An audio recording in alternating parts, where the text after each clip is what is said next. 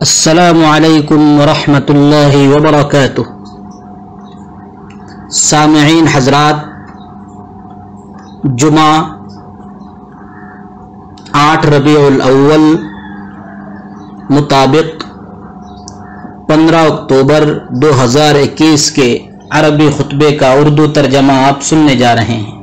بسم اللہ الرحمن الرحیم، الحمدللہ رب العالمین، والصلاة والسلام علی النبی الامی الکریم وعلی آلہ وصحبہ اجمعین، اما بعد۔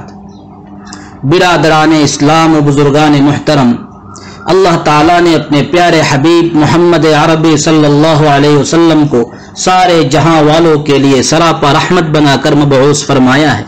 چنانچہ حضور اکرم صلی اللہ علیہ وسلم اپنے بارے میں فرماتے ہیں، انما انا رحمت مہدات، یہاں لفظ مہدات میم کے ضمے کے ساتھ یعنی ہدیہ، گویا آپ صلی اللہ علیہ وسلم سارے جہاں والوں کے لیے ہدیہ ربانی ہے، اور یہ اللہ تعالیٰ کے اس فرمان کا مصداق ہے، وما ارسلناک الا رحمتا للعالمین۔ اسی طرح ارشاد باری تعالی، بالمؤمنین رؤوف الرحیم۔ ایک دوسری روایت میں آپ صلی اللہ علیہ وسلم کا فرمان ہے، انما انا رحمت مہدات، میم کے کسرے کے ساتھ آیا ہے۔ اس شکل میں اس کے معنی ہوں گے، آپ ایسے ہادی اور رہنما ہیں جو تمام جہاں والوں کو سیدھا راستہ بتلانے والے ہیں، اور یہ مصداق ہوگا اللہ تعالیٰ کے فرمان، وَإِنَّكَ لَتَهْدِي إِلَى صِرَاطٍ مُسْتَقِيمٍ کا۔ ہمیں رسول اللہ صلی اللہ علیہ وسلم کی ولادت باسعادت کی یاد کی مناسبت سے یہ جاننا ضروری ہے کہ ہر مسلمان کے لیے حضور اکرم صلی اللہ علیہ وسلم کی اقتداء و اتباع لازم و ضروری ہے۔ چنانچہ ہمیں چاہیے کہ ہم ایک دوسرے کے ساتھ شفقت و مہربانی اور بھائی چارگی کا سلوک کریں، تاکہ ہم عملی طور پر اس بات کا ثبوت دے سکیں کہ ہم نے رب العالمین کی طرف سے رحمت للعالمین کا ہدیہ قبول کیا ہے۔ حضور اکرم صلی اللہ علیہ وسلم کی صحیح اقتداء اور پیروی یہ ہے کہ ہم اپنی زندگی کے ہر موڑ اور ہر موقع پر سیرت رسول صلی اللہ علیہ وسلم کو اپنا نمونہ اور آئیڈیل بنائیں، کیونکہ نبی کریم صلی اللہ علیہ وسلم قیامت تک آنے والے انسانیت کے لیے نبی رحمت ہے۔ آپ تمام نسلوں اور زمانوں کے لیے سراپا رحمت ہے۔ اللہ تعالیٰ کا ارشاد ہے، قل بفضل اللہ وبرحمتہ فبذلک فلیفرحوا، کہ اے نبی آپ کہہ دیجئے کہ یہ یعنی قرآن اللہ کے فضل اور اس کی رحمت سے ہیں، سو اسی پر انہیں خوش ہونا چاہیے۔ رحمت و مہربانی اور ایمان دونوں لازم و ملزوم ہیں۔ بندہ جس قدر اپنے پروردگار سے قریب ہوگا، اسی قدر مشفق و مہربان اور صفت رحمت سے متصف ہوگا، اور جس قدر وہ اپنے رب سے دور ہوتا چلا جائے گا، اسی قدر وہ سخت دل اور بے رحم ہوگا۔ معلوم ہوا کہ شفقت و مہربانی اور سختی و سنگ دلی کا تعلق اور پیمانہ ایمان ہے۔ آپ صلی اللہ علیہ وسلم کا ارشاد ہے، الراحمون یرحمہم الرحمن ارحموا من فی الارض یرحمکم من فی السماء، کہ مہربانی کرنے والوں پر رحمان مہربانی کرتے ہیں، سو تم زمین والوں پر مہربانی کرو، خدا عرش بری سے تم پر مہربان ہوگا۔ حضور اکرم صلی اللہ علیہ وسلم کی سیرت کا مطالعہ کرنے سے پتہ چلتا ہے کہ آپ کی رحمت اور مہربانی بہت عام تھی۔ چنانچہ ایک متبع رسول کی صحیح اتباع اور اطاعت رسول یہ ہے کہ وہ رحمت للعالمین کی اتباع میں خود بھی رحمت و مہربانی اور الفت و بھائی چارگی کی مثال بن جائے۔ ایک متبع رسول اپنے والدین کے ساتھ مشفق و مہرباں ہو۔ نبی کریم صلی اللہ علیہ وسلم نے ایک صحابی سے فرمایا، جب انہوں نے جہاد میں نکلنے کی اجازت طلب کی کہ جاؤ اپنے والدین کی خبر گیری اور خدمت کرو، یہی تمہارے لیے جہاد ہے۔ ایک مومن اپنے بچوں کے ساتھ مہرباں ہو۔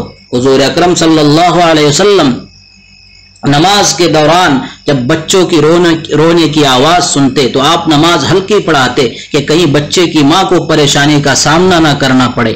مومن اپنے گھر والوں اور شریک حیات کے ساتھ مشفق و مہرباں ہوتا ہے۔ آپ صلی اللہ علیہ وسلم نے فرمایا کہ تم میں بہتر شخص وہ ہے جو اپنے گھر والوں کے ساتھ سب سے اچھا ہو، اور میں اپنے گھر والوں کے ساتھ سب سے اچھا ہوں۔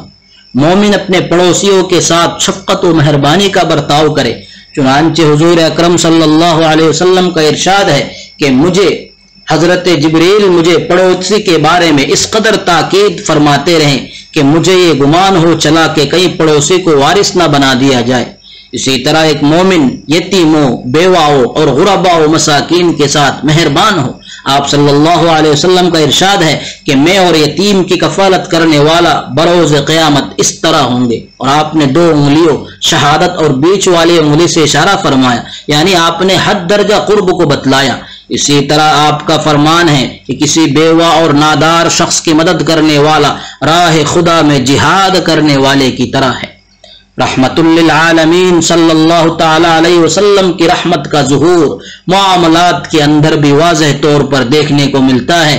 چنانچہ نبی کریم صلی اللہ علیہ وسلم نے دوسروں کے مال کو ہڑپنے، خیانت کرنے، چوری اور سود وغیرہ کو حرام قرار دیا ہے، کیونکہ اس میں غریبوں کے حق کی پامالی اور استحصال ہے۔ لہذا غریبوں اور ان کے مال پر یہ آپ علیہ الصلاۃ والسلام کی صفت رحمت کا مظہر ہے۔ اسی طرح آپ نے انصاب و اعراض یعنی نسب اور عزت پر رحم کرتے ہوئے زنا اور تہمت کو حرام قرار دیا ہے۔ جسموں اور جانوں پر رحم کرتے ہوئے آپ نے ظلم و زیادتی اور قتل کو حرام قرار دیا ہے۔ عقل انسانی پر رحم کرتے ہوئے آپ نے شراب اور نشہ اور چیزوں کو حرام قرار دیا ہے۔ نیز آپ کی ذات جس طرح حالت امن میں سراپا رحمت تھی، اسی طرح حالت جنگ میں بھی وہ صفت رحمت سے متصف رہتی تھی۔ جنگ کا مقصد آپ کے نزدیک ہرگز قتل و غارت گری نہیں تھا، بلکہ اس کا مقصد امن کے دشمنوں کو ظلم و زیادتی سے روکنا تھا۔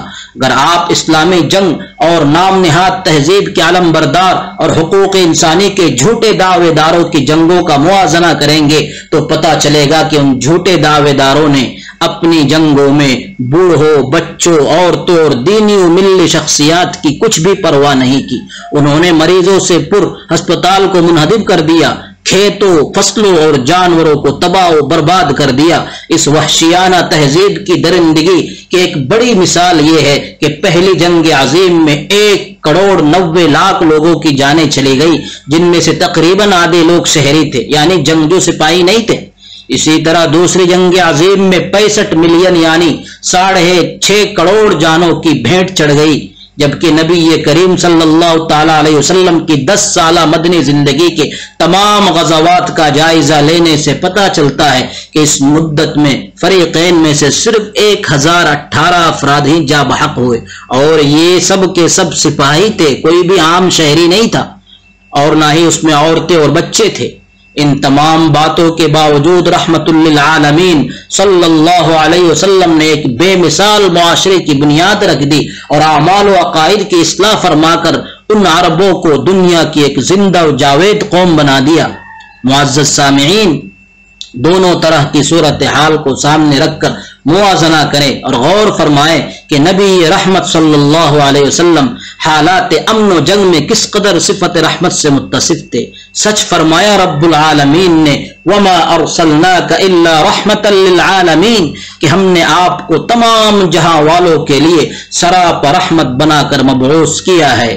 اللہ تعالی ہمیں حب رسول اور اطاعت رسول عطا فرمائے اور صفات رسول سے متصف ہونے کی توفیق مرحمت فرمائے۔ وصلی اللہ وسلم وبارک علی نبینا محمد وآلہ وصحبہ اجمعین۔